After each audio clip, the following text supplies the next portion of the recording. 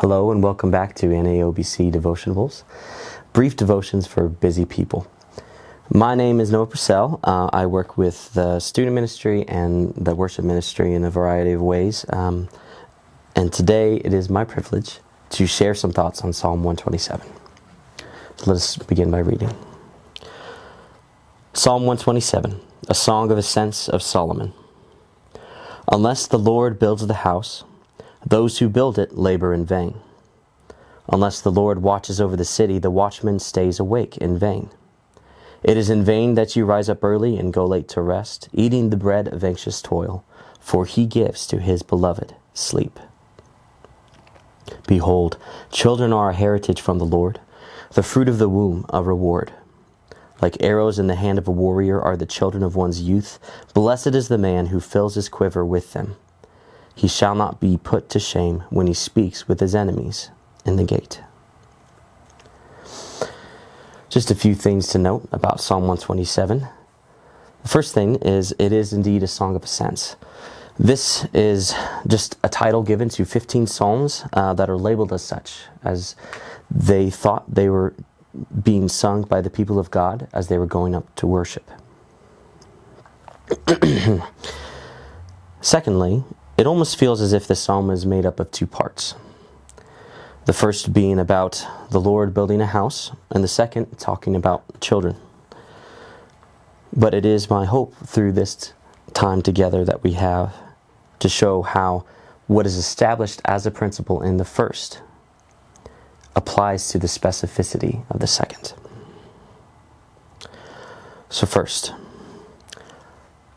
what this passage is saying is for us to accomplish anything worthwhile, we must recognize his sovereign hand at work. Firstly, we see this, that our reliance is on him for both the creation and the preservation. For in him we move and live and have our being. Now, this does not mean that we are inactive, for we build and protect that which God has given us. But still, our source of strength is to be in him. Our reliance needs to be in the Lord. But we also see in the second verse that it is in vain that we rise up early and go late to rest, eating the bread of anxious toil, for he gives to his beloved sleep. So not only is our reliance on him, but we found our rest in him. We see a similar thought echoed in the words of Jesus in Matthew 11:28-30. Come to me, all who labor and are heavy laden, and I will give you rest.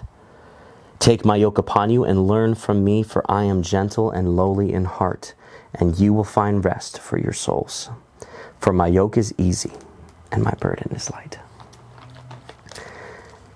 It is the desire of the Lord for us to rest peacefully, without anxiety or distress, because of our trust in him. This does not mean we do not experience things that cause us anxiety or distress in our lives. But it is indeed our faith and trust in him that rules supreme. So recognizing his sovereign hand, relying on it, and resting in him, we see this applied to how the Lord builds our house. Specifically our house, our families. We are able to build our house in a way that glorifies God, in a way we don't build in vain, by following these two ways. We are to do it in the way he has designed and described, by relying on him for the creation and preservation, not being inactive, but building and protecting. But we also do it by his power, because in him we find our rest, in him we find our strength. And the wonderful thing is that God has promised to bless our faithfulness. This may look differently depending on his sovereign will, but God will bless our faithfulness.